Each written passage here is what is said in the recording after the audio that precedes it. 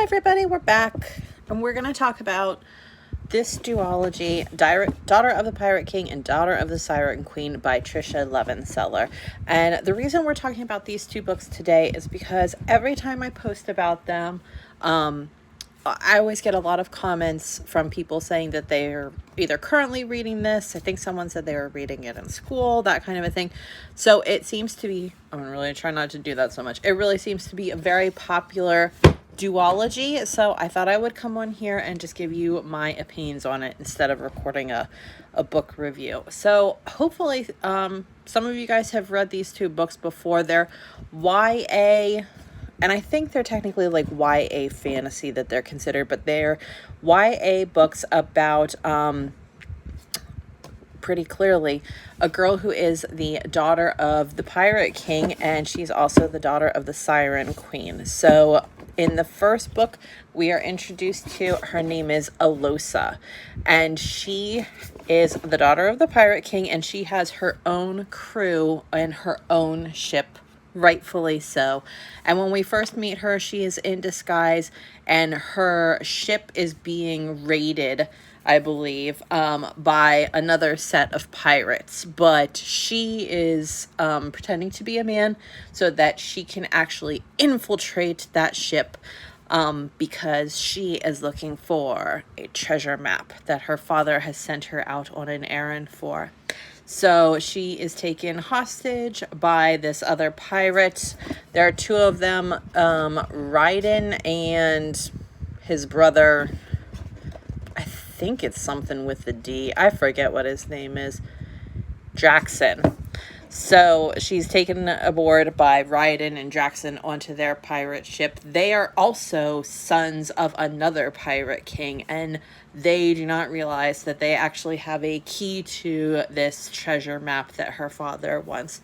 So they're interrogating her, and she's locked up in this ship and everything, but she's a wily scamp, so she's able to kind of break out of her little jail cell they've got her locked into and explore the ship to find this treasure map.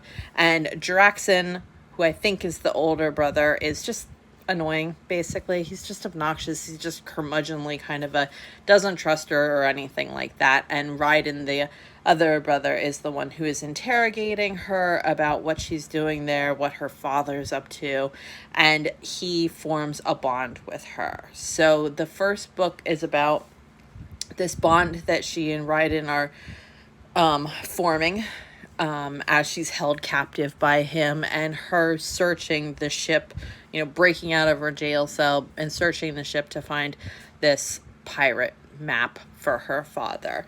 And along the way, she is taken hostage by a lackey, someone's lackey kind of a thing.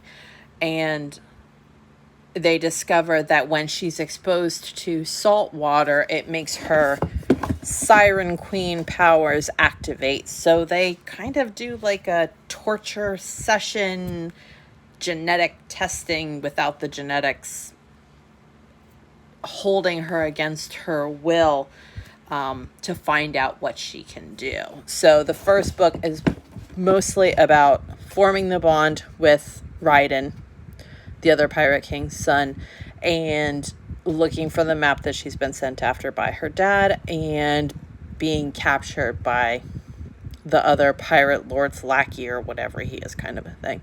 So I think this is a really, really good YA book. I think it's very addictive. I think it's got a strong female lead character. She is independent. She can fight for herself. She can handle her crew. She is purely the captain of her ship. Everyone that's there is someone that was handpicked by her. There is open admiration, not only for her from her crew, but from her towards her crew. They all have respect for each other. The only thing I wish as far as that with the crew is that they would have fleshed out like the characters of her crewmates. Admittedly, there are a lot of people who are running a ship, but she specifically mentions, there are several, of course, that are always going to be notable. So the side characters who are like, one's her assassin, one's her first mate, one's her doctor on board, and it spends a lot of time talking about how important they are to her, but it doesn't feel like they get enough time for you to actually realize, yes, they're important to her because they're doing something, they're actually contributing towards it. They don't have much of their own character. So then the second book picks up, and Alosa and her crew are sailing to meet up with her father because they have now obtained the map, the MacGuffin, if you will. They've obtained the map, and they're going to meet up with her dad. He's got all the other pieces of the map, and they're going to go off and search down this treasure. And she discovers more about her mother. She actually gets a chance to meet her mother, and her mother leads her back towards where she is from, where the other sirens leave. And unfortunately, she's burned a bridge with her dad. So now her dad, the Pirate King, is well in pursuit, and they have to encounter many of the stereotypical pirate adventures on their way to the Siren Queen's domain, including running out of water and like an island with cannibals, and something happens to the sail and then they can't move. All of those typical pirate encounters are all right here in this one.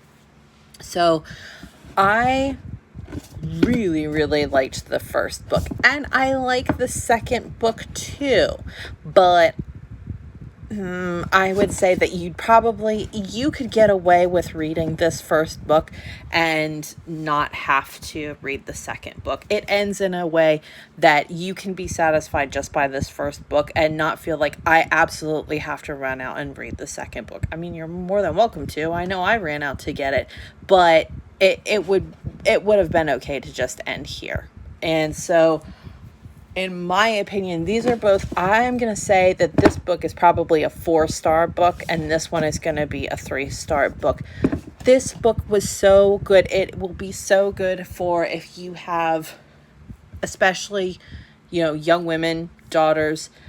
If you're looking for a YA book that's not dystopian, not overly saturated with romance, with a very positive female lead character, this would be the way to go.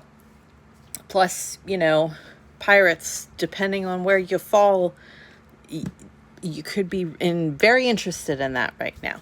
So if anybody has read these 2 books or has any opinions they would like to share about these 2 books, I would be willing to hear it, because I think they're really good YA books. I think they have a positive message. I think, taking responsibility, all those kinds of things are touched on in these books, and I will definitely be looking into more of them by Tricia Levenseller.